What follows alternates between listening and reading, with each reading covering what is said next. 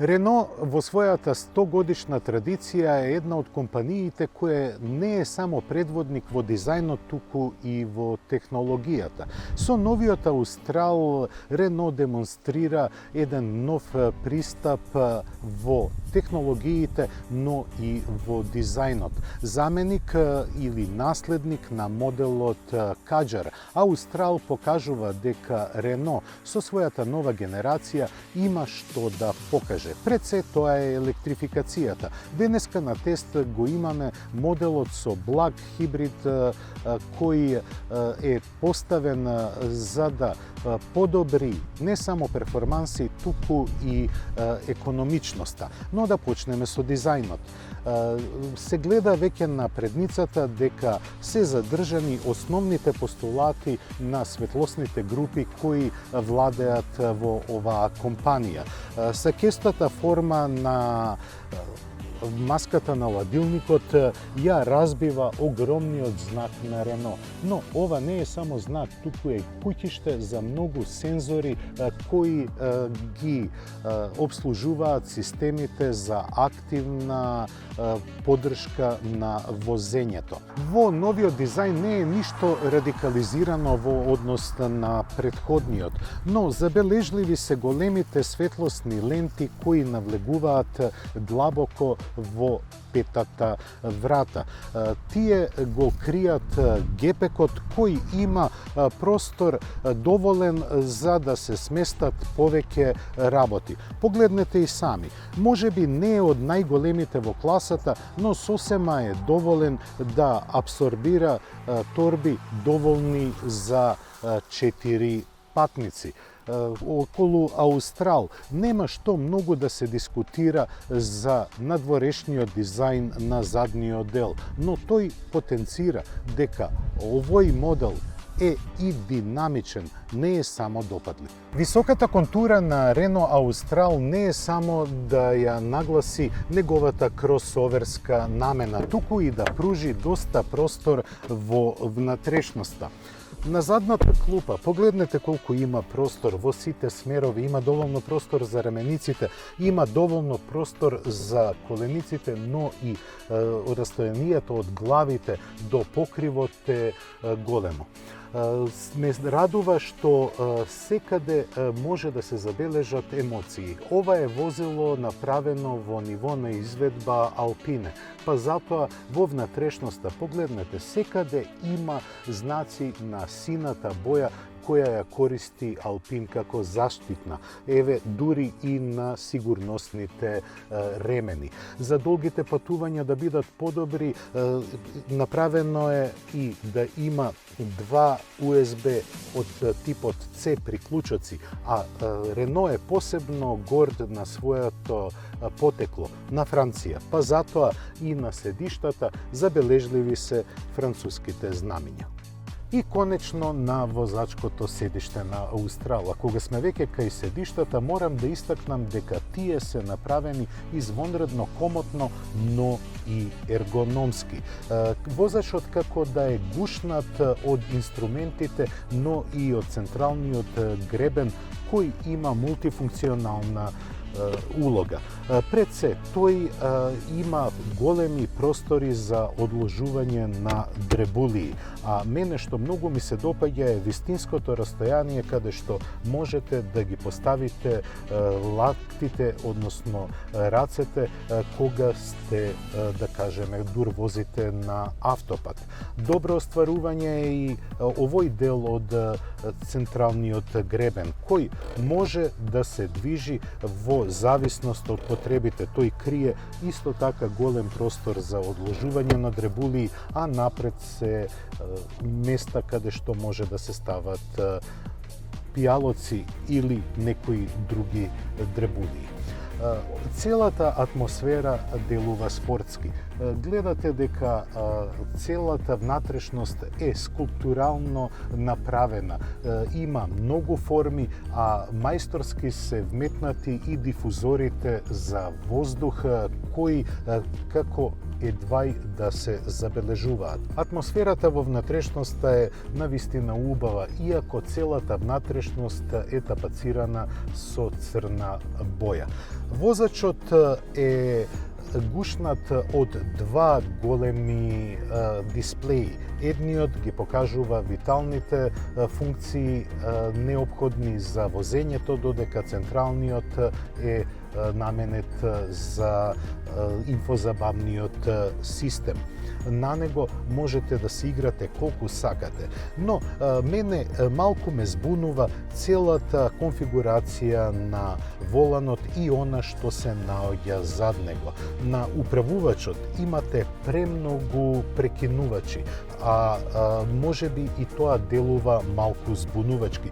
Повеќе од 12 прекинувачи се тука, од оној за бирањето на модусите за возење, па се до основните функции за асистентите при возењето. Но тука конфузноста не завршува.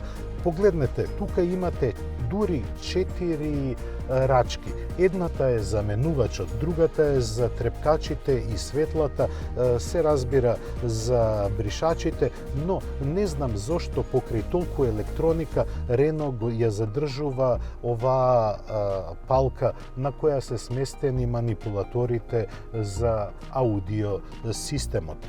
Може би и непотребно, но тоа е работа на вкусовите. Врвна опременост, врвен амбиент, па дури и амбиенталните светла тоа го потврдуваат дури и дење. Но за мене најважно е како еден автомобил се однесува во возењето, какви се неговите динамички својства.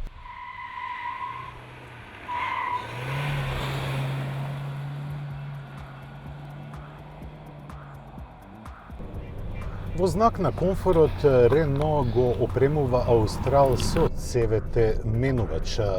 Веќе на првото стартување се забележува дека тој работи нешто потивко. Мене не ми се допаѓаат многу CVT менувачите затоа што се големи галамџии. И веднаш имаме сплет на свиоци на кои каросеријата сосема добро се држи. Поради високото тежиште има мало надуправување, односно задниот дел сака да повлече, но тука на сила стапува електрониката која сосема добро ја стабилизира каросеријата. Големите 20-инчни тркала возењето го прават исто така прецизно. Управувањето ви покажува дека секогаш може да се потпрете на она што го нуди Рено. А тоа е не само комфорот, туку и доброто потпирање, кое можете да го коригирате без никакви проблеми. Веројатно слушате кога ќе го форсира моторот, CVT менувачот изразено е побучен, но никако не е бучен како кај јапонските автомобили. Што се однесува до забрзувањата и возењето воопшто, тие се линеарни. Просто не се чувствува дека имате така нисколитражен мотор. Со ваков пат исполнет со свиоци, Аустрал се чувствува дека е скроен првенствено за удобно возење. А кога некете да го форсирате моторот, тогаш во кабината се е тивко. Јас на почеток го искритикував управувачот бидејќи е преоптеретен со прекинувачи, но тие не пречат во возењето. Можеби ги има премногу, но сепак тие не пречат во возењето. Она што го забележав е ова што го гледате сега на снимката. Непотребни информации за возењето. Цело време системот ми кажува дека сензорите за паркинг во овој момент се неактивни. А зошто и би биле активни кога сум во движење?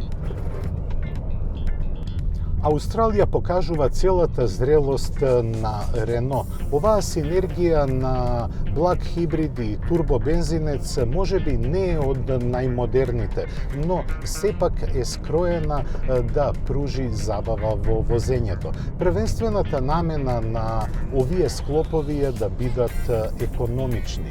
Во моето возење забележав потрошувачка која е поголема од 10 литри, поточно 10,7 литри, што и не е некоја вредност за фалење. Убеден сум дека доколку би го возел посмирено, Аустрал би покажал и многу пониски вредности на потрошувачка, особено во градски услови и кога се вози на автопат. Но, што е пречка да се купи Аустрал? По пандемијата во последниве 2-3 години забележливо е осетно поскапување на сите возила. Од тоа не е поштеден ниту Аустрал. Аустрал чини 46.600 евра. Ако е за утеха, ниту еден автомобил, односно кросовер од оваа класа со ова ниво на опременост не може да го набавите поевтино.